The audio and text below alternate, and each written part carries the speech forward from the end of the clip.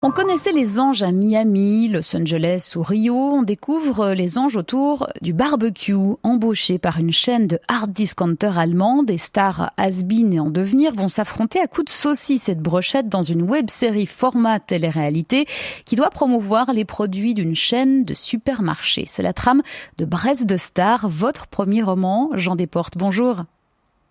Bonjour Coralie, merci. Bonjour à tous. Merci d'être en duplex de Paris avec nous dans ce journal. Merci de votre invitation. Cette idée de campagne de pub un peu folle n'a pas germé dans la tête de n'importe qui, puisque vous êtes directeur de création chez Canal+, et que cette histoire, c'est du vécu et du mal vécu. C'est la pire expérience pub de votre carrière. Pourquoi ? Alors, oui, certainement. C'est la pire expérience pub parce que vous savez que souvent la publicité ou les programmes publicitaires sont extrêmement formatés, très cadrés, chaque réplique est minutée, etc.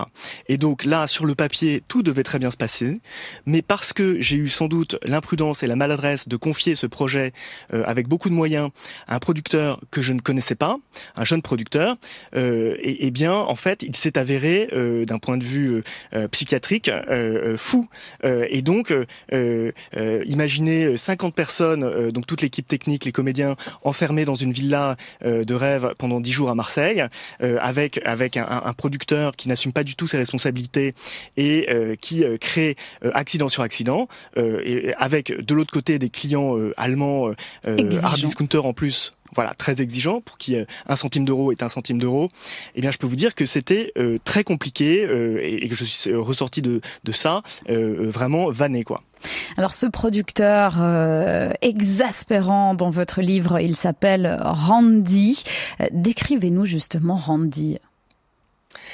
Alors Randy, voilà, c'est un jeune producteur qui avait débuté, puisqu'il s'agit d'une web-série sur des petites web-séries, voilà, pour des clients modestes, à petit budget. Moi, j'étais à l'époque donc directeur de création des contenus publicitaires chez Dailymotion, et simplement, il avait déjà travaillé pour la plateforme avant que moi j'arrive. Et simplement, quand ce projet arrive, moi qui ne connais pas encore très bien le contexte, on me dit mais rencontre Randy, il est absolument formidable et il va te gérer ça très très bien. Et ça ne sera pas du tout le cas, effectivement. Et vous allez d'ailleurs le manquer dans ce livre. Randy vous explique entre autres qu'il s'applique de la crème pour hémorroïdes sur le visage parce que ça fait bronzer. On imagine que c'est aussi un moyen pour vous de vous venger sur ce qui s'est passé à l'époque.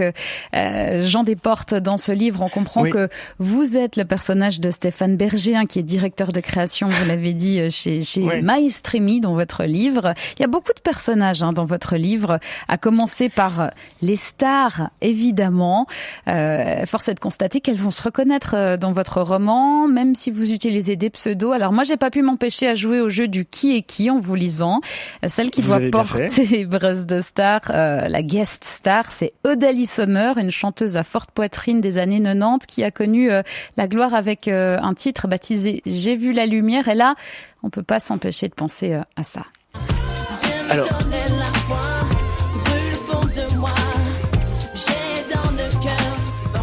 Odalie Sommer, Ophélie Winter, Dieu m'a donné la foi. Est-ce que je suis juste ?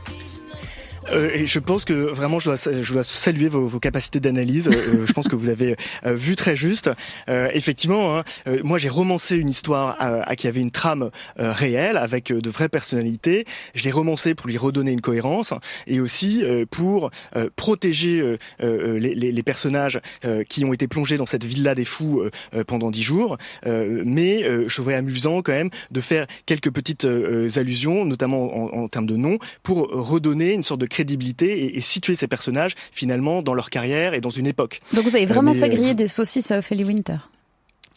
Effectivement, et donc quand la web-série est sortie, je peux vous dire que ça a été une sorte de happening, notamment pour la presse people qui suit Ophélie Winter et qui ne s'attendait pas à la voir faire un comeback derrière des saucisses en tablier de chef, quoi. Donc ça a été le comeback un peu le plus improbable et donc la presse people en a beaucoup parlé. Et puis c'était il y a quelques années maintenant le moment où on découvrait ce genre de programme mêlant fiction et arguments de marque sur le digital, et en fait la presse ne savait pas encore comment prendre ce genre d'objet.